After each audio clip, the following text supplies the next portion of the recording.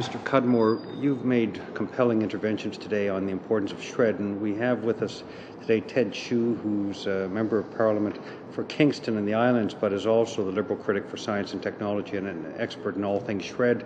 So, Mr. Chu. Thanks.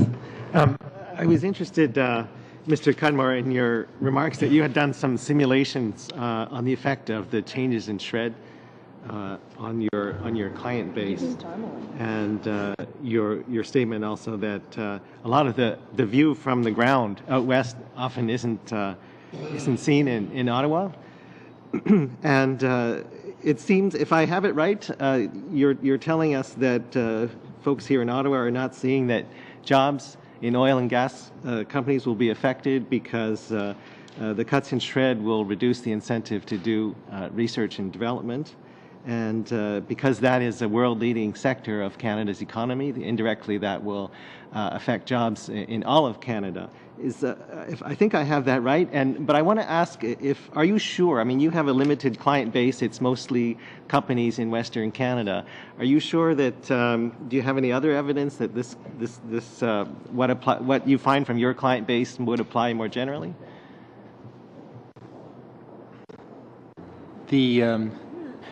No, other than anecdotal information and talking with people who have practices in the major accounting firms that spread Canada, and I'm not sure whether the data that they were expressing was across Canada or simply the Western numbers, but some of them were even higher than the numbers that I gave you. Well, based on what you do know for sure, which is your own client base. What do you see from your own client base in terms of the numbers of research and development dollars that might go outside of Canada, be spent outside of Canada because of the reductions to SR&ED? Well, all we have is anecdotal information. In other words, when we talk to tax managers and CEOs of companies, and they tell us what's happening with respect to their budgets, the oil and gas industry is extremely fluid. They will turn on and turn off a billion-dollar project like that, and it all depends upon what is happening. And what we find with R&D is that the scientists within these companies have to fight for the opportunity to do this SR&ED work, and they have to fight against other projects. And shale gas would never have occurred, and shale gas has been a game changer for all of Canada and North America.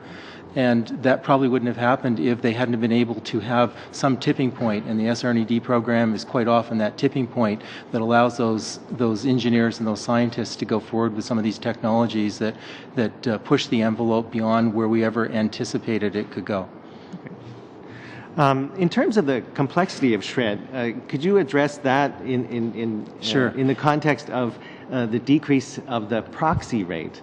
Okay. From 65 to 55%, right. That's proposed in SR&ED. Well, the proxy was put in place in 2002 to simplify things, and as the Canadian Manufacturers Association has indicated, it's really to reduce audit angst. The Canada Revenue Agency, when they get a claim that uses traditional overhead, they have a real problem with it because it can be neither proven nor disproven, so it causes a lot of angst between taxpayers. So in an attempt to avoid that is why the proxy method came in. As an organization, as a company, for instance, I heard the testimony on Thursday where it indicated that too many people are using the proxy. Well, and it's because it's too generous. Well, that's not what we find at all. We actually have an internal policy that the traditional has to exceed the benefit from proxy by a very significant amount before we will even use traditional overhead because of the audit problems that occur. Just really quick, is it fair to say that jobs in the oil and gas industry in Canada will be at risk because of cuts to SR&ED? Absolutely. I can tell you that one of our major clients, the difference in the projected R&D in the next year is very, very significant. How much is related to this? I think it's a lot, but it's also affected by other world factors as well. Okay, Mr. Cudmore, I read from the website of TSGI, Chartered Accountant, say our interpretation of Bill C-45 reveals that taxpayers would now be eligible to claim only 80% of their payments to approved university, colleges, research institutes, or other similar institutions for conducting research and development on their behalf.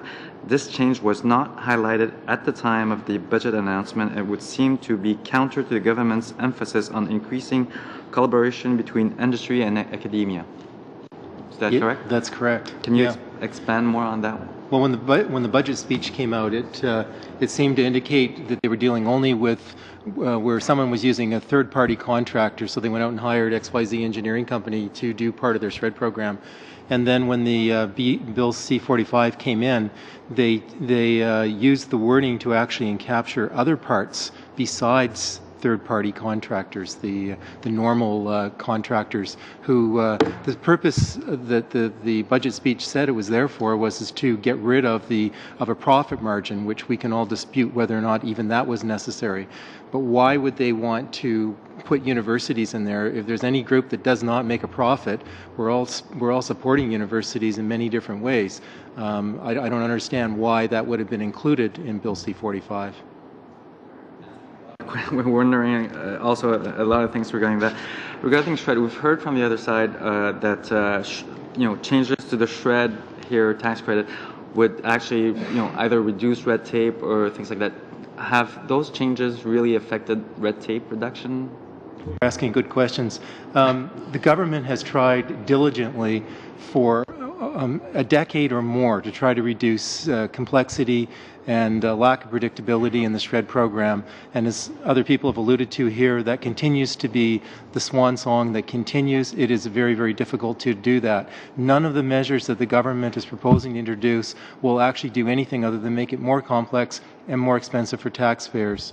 And will force some taxpayers not to want to even apply under the program, because the more complex anything is, the less likely they are to do it. Mr. Jean, please.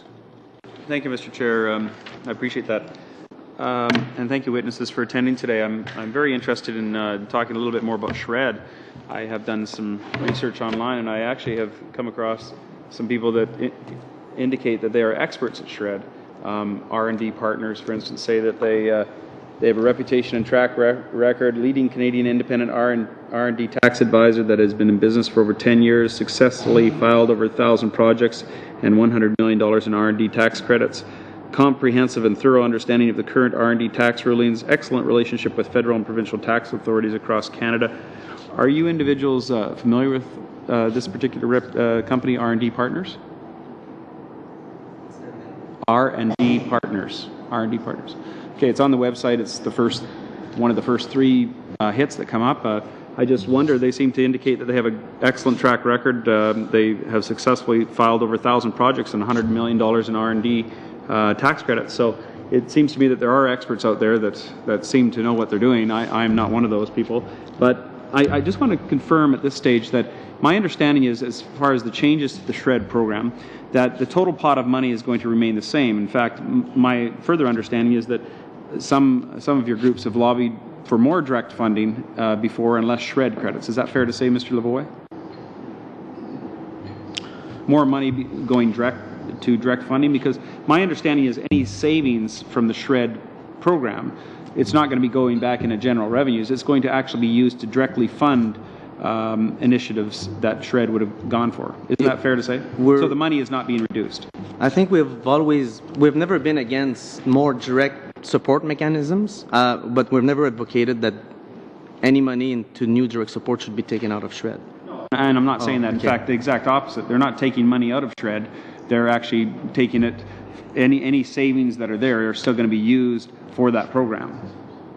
Are you familiar with that? You're not aware of any tax cuts? It's not going to be reused for SR&ED. It's going to direct funding for these organizations. Direct funding. Yes. What is it? I don't know. I couldn't tell. Okay. I don't know. Well, my understanding is there's not going to be any cuts under the program. There might be some savings, but those savings will be redirected into direct funding for those projects.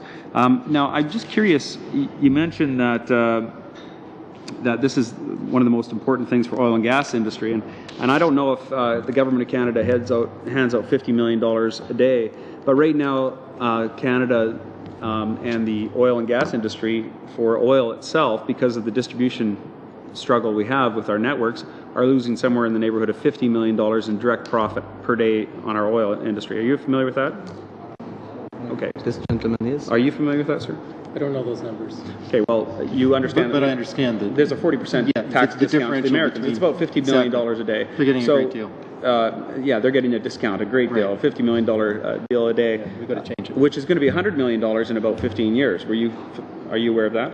No. Okay, doesn't that seem like a much more pressing issue than the SR&ED tax credit? I think all of these issues. I agree, but I mean, would you not suggest that is a much more important issue to deal with? I'm not saying that we shouldn't deal with SR&ED. I'm just suggesting that this is a much higher on the priority list. It's a very important issue, but I also think the SR&ED is very important. It's not, sir. But you have your organizations and Mr. Lavoie's organizations have been asking for simplicity, for predictability, that it's far too complicated, and this government's set forward a task force to actually recommend changes to do exactly what your organizations are asking for. Fair enough? Yes, they have. Okay. And in fact, one of the particular proposals is by to move to more simplistic method by removing the eligibility of capital from the base of eligible expenditures, which is the most complex component of it. I would thoroughly disagree with that. Could you tell me why? We as a firm have never had a problem with CRA on capital expenditures. I don't know where that came from. Are you familiar with the task force and what their recommendations were and what You their mean the findings Jenkins were? report? Yes. Oh, yes. Okay, and you didn't see that they suggested that the eligibility of capital was the most complicated part of it? That was their opinion, but it is not in practice what we see. Okay. And we see claims of up to $100 million of expenditures, so But it's fair to say that's what they came up with. yes. I just wanted to, perhaps I'll follow up with Mr. Cudmore. In your opening statement, you talk about you've worked with the NRC IRAP program. Do you see that as a good federal program, the IRAP program? Yes, the IRAP program is a wonderful program. It's one of the best ones that I've seen with the National Research Council. It's unfortunate that they don't have more funding than they do. Now, the funding that was announced in Budget 2012, I assume you see that as a welcome investment in terms of the budgetary funding? I see that as a what? Do you see that as welcome in terms of the funding increase by Yeah. Budget 2012? Yes, that is a very good thing to happen. I think that the IRAP program, of course, only helps small and medium-sized corporations, not large ones. But it's very, very positive. As both of you gentlemen know, governments have to make decisions in terms of opportunity cost. We can't fund everything. We can't just simply, money doesn't grow on trees and on it. We have to make decisions. So the decision was made to move some of that very generous support, taxpayer support for R&D, from the indirect support like SR&ED into direct programs like IRAP. So do you disagree with that overall approach, or do you agree with that? Or if so, just sort of give me your reaction as an organization and as an individual. I'll start Mr. Cudmore and then Monsieur Lavoie. I think another report that should be looked at is the McIntosh report. Professor Jeffrey McIntosh, who wrote in March of this year in commentary to the Jenkins report. And one of the things that he talked about was whether or not direct investment was really the way to go. And his studies would indicate that even very sophisticated investors have a very difficult time in getting it right and picking the right winners. So whenever the government plays the position of making direct investments, they are an investor, and I don't think we have much hope of them ever making as good a decisions as the market will make. Your view is of the two choices, then you would keep the funding with SR&ED and not increase funding for IRAP. Okay, the IRAP. You can't do both. Right? The IRAP funding that you did was only $115 million of new money. That's very little of the $1.5 billion you took apart. Over $1 billion of funding plus $500 million for venture capital. And I think we have to see whether or not that's whether that's an effective way of dealing with it. Again, you're asking the government to be an investor, and they have never proven themselves to be a particularly adept investor in any type of private enterprise. You mentioned you're going to submit a list of companies and their concerns in terms of funding they may lose. Could we have as a committee a list of all innovations that have occurred as a result of this very large federal taxpayer investment?